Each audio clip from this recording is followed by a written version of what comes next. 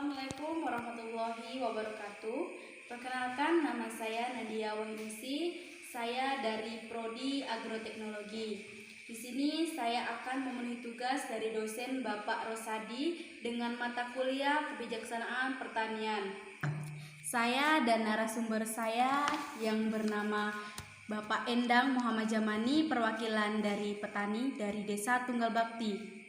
Saya akan mengajukan 3 pertanyaan untuk Bapak Endang.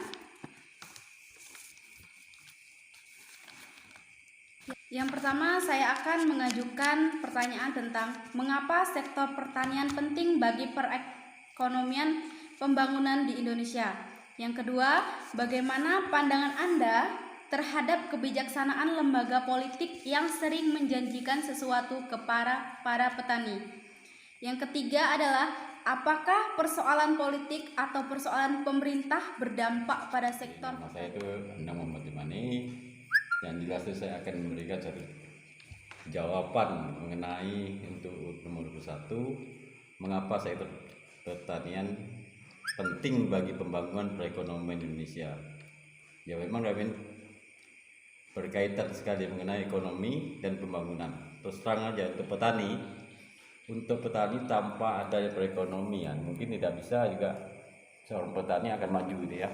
Karena apa dalam hal ini? Penunjang pembangunan Indonesia sektornya pertanian, ya kan?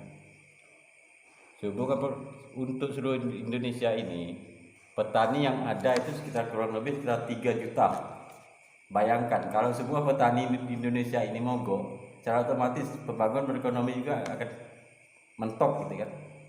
Ya, petani Indonesia akan mengalami kemerosotan. Itu sangat Baiklah, pertanyaan yang pertama sudah dijawab oleh narasumber saya yang bernama Bapak Endang Jamani. Di situ saya mengutip satu hal, yaitu tentang pembangunan perekonomian di Indonesia ini berkaitan erat dengan sektor pertanian. Untuk pertanyaan kedua, bagaimana pandangan Anda terhadap kebijaksanaan lembaga politik yang sering menjanjikan sesuatu kepada petani?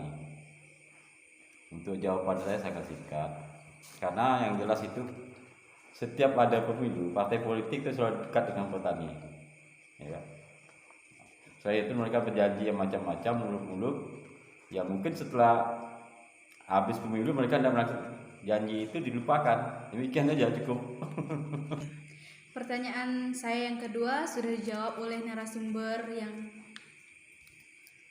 saya, bahwa banyak dijumpai para politik yang memberikan janji-janji palsu kepada para petani setelah dia sudah menduduki jabatan tersebut. Jadi untuk pertanyaan ketiga, apakah persoalan politik atau persoalan pemerintah berdampak pada sektor pertanian? Dalam hal ini saya rasa sangat berdampak sekali. Karena apa? Apabila seorang partai politik dan pemerintah selalu gontok-gontokan, maka petani menjadi korbannya. Karena apa dalam hal ini ya? Terus terang, itu dampaknya besar sekali bagi petani, terutama terjadinya kelangkaan pupuk dan harga gabah akan menurun. Demikian. Yang terakhir, dari pertanyaan yang ketiga, saya simpulkan bahwa dampak dalam pertanian itu sangat besar sekali. Karena apa? Karena kerugian dari petani itu, dari politik untuk petani itu sangat besar. Sebelumnya saya mohon maaf kepada Bapak narasumber. Saya ingin mengajukan satu pertanyaan tentang pertanian di Desa Tunggal Bakti ini seperti apa, Pak? Jadi untuk pertanyaan yang keempat itu mengenai pertanian yang ada di Tunggal Bakti, ada Desa Tunggal Bakti ya, wilayah Kecamatan Pembayan ini sangat luas sekali untuk lahannya. Yang lahan untuk wilayah Tunggal Bakti itu dan pertanian itu sekitar 170 hektar. Ya. Nah, jadi untuk pertanian di sini itu untuk sementara ini kita ada satu program yang dilaksanakan oleh Badan Dunia dan FAO, itu untuk mengolah satu pertanian organik. Walaupun sebelumnya ini untuk pertanian ini sangatlah, jadi secara penanam padi organik yang telah dilaksanakan oleh WHO itu sangat menunjang para petani. Karena apa? Dalam hal ini pertanian organik itu pertanian yang boleh dikatakan pertanian yang sangat ramah lingkungan. Kenapa saya katakan ramah lingkungan? Karena pertanian organik itu adalah pertanian yang boleh dikatakan untuk pupuk dan pestisida itu kita buat secara gotong royong, cara sendiri-sendiri atau cara berkelompok, yang mana bahan-bahan daripada pupuk maupun obat-obat tersebut kita ambil dari alam yang ada sekitar kita ini. Pertama untuk pupuk, di sini kita menggunakan kotoran hewan, antara lain itu pakai kotoran sapi gitu ya. Kotoran sapi dikatakan kalau orang sini bilang itu pupuk kandang. Itu sangat bermanfaat sekali untuk tanaman untuk membuat pupuk. Nah, selain itu dari pemerintahan desa juga selalu mendukung para petani, yang mana memang untuk pertanian ini sangat menunjang sekali, terutama kalau terjadinya kelangkaan pupuk, petani sudah siap. Jadi tanpa dikomando, petani sudah siap melaksanakannya. Dan pemerintahan desa Tunggal Bakti ini boleh dikatakan desa yang sangat Apakah di sini di Desa Tunggal Bakti ini sudah menerapkan teknologi yang sudah maju atau masih yang sederhana, Pak? Untuk Desa Tunggal Bakti saya rasa untuk alat pertaniannya atau alat pertaniannya cukup untuk mekanis masalahnya kan. Jadi menggunakan alat-alat mekanis ya, seperti mesin mekanis, terutama mengenai untuk bajak sawah kita sudah menggunakan traktor, tidak pakai traktor lagi atau pakai sapi yang dulu 20 tahun yang lewat gitu kan. Ya. Apakah di sini itu teknologi yang sudah modern itu swadaya dari pertanian tersebut atau dari pemerintahan? Itu untuk 90% itu bantuan dari pemerintahan, terutama pemerintah provinsi maupun pemerintah daerah. Bagi pertanian ya sekarang. Maksud berpengaruh itu apa, Bu? Maksudnya yang berpengaruh ini pemerintah itu cukup andil dalam kesejahteraan petani di Desa Tunggal Bakti ini.